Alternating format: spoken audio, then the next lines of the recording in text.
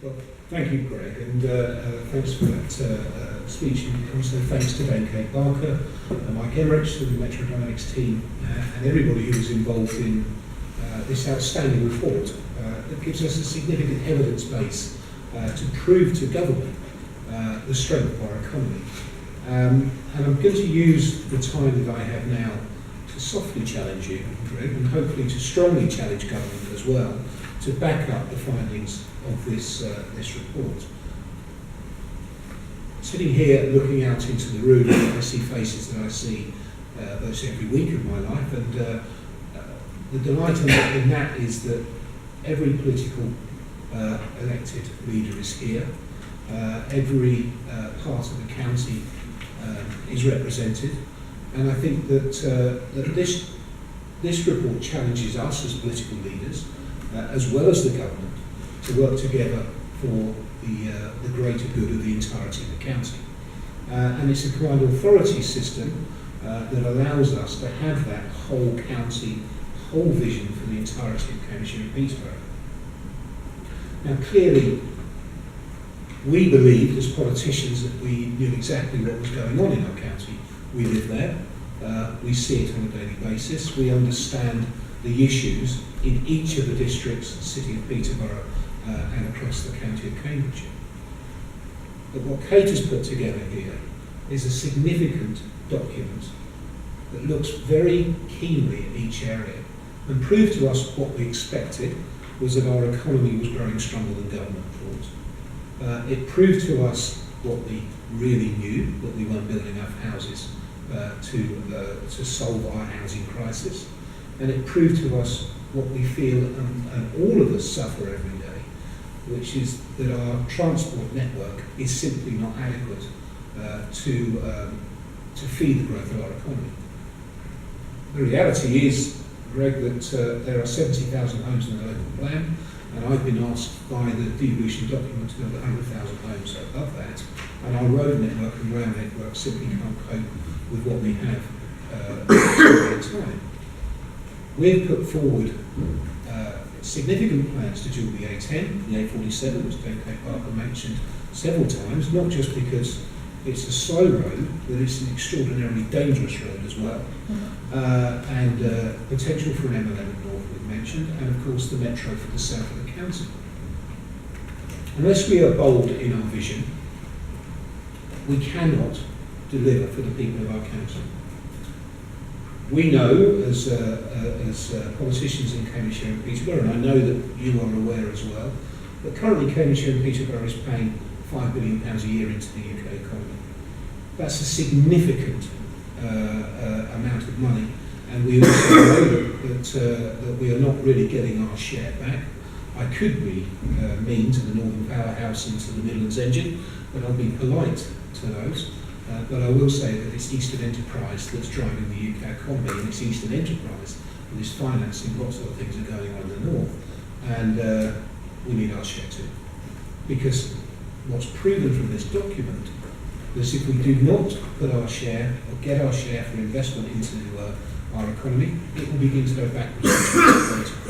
And I think that's too big a risk for government to take. It's certainly too big a risk for us to ignore. I am a pro-growth mayor. My job is to be pro-growth. I campaign very strongly on a growth agenda.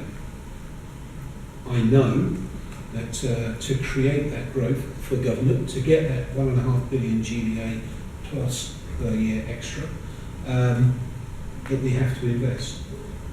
We've put forward significant policies.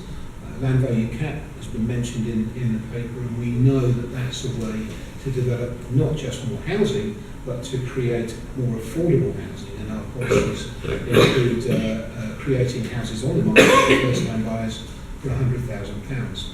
We believe very strongly that that can be done through the land value cap process. And we believe that gives people the opportunity to buy houses they can actually afford, rather than ones that they're being told by our local economy are affordable and they clearly not. The Mayoral Development Corporation that could deliver these garden villages must be something that we work together on. but it's something that government can help us with. It's a power that government can give us to deliver not just affordable housing, but to deliver business growth as well. Tax incremental funding on business growth on narrow development operations allows us to raise finance necessary to pay for the metro and for other infrastructure projects. It's something, again, that as politicians we have to work together to make sure that we prove to government that we're putting together a united front, but it's something where I feel that government can have a direct influence on the ability of the combined authority in Cambridgeshire and Peterborough to deliver what government asks us to deliver. Further devolution of skills is extraordinarily important to the project that we have. We have a huge skills shortage in Cambridgeshire and Peterborough. In Peterborough alone, 13% of the population do not have any skills at all, and it's affecting our economy as a whole. Investment into Peterborough University is imperative for the growth of the economy in the north of Cambridgeshire. The effect that a high-quality technical university producing people into agri-tech and engineering in particular will have on our economy would be extraordinarily positive, and it's something we are determined to achieve. We are working already very closely, the City Council in Peterborough and the Combined Authority, on an exceptional site in the centre of the city, and we believe that it will have a positive effect, not just on the economy around Peterborough, but on the central Peterborough economy as well. And I know that it was part of the devolution deal, and I'm sure that government will support us in getting the degree of ordering powers we need for this university. So in short, what I believe that this report gives us is a sound evidence base for the success of our economy. It shows and proves to government that we can achieve, are achieving, and will achieve for our economy. We have no lack of ambition to drive our economy forward. We have no lack of ambition to provide the houses that are necessary for the people in our county. And we have no lack of ambition to provide the infrastructure to deliver the growth that government needs.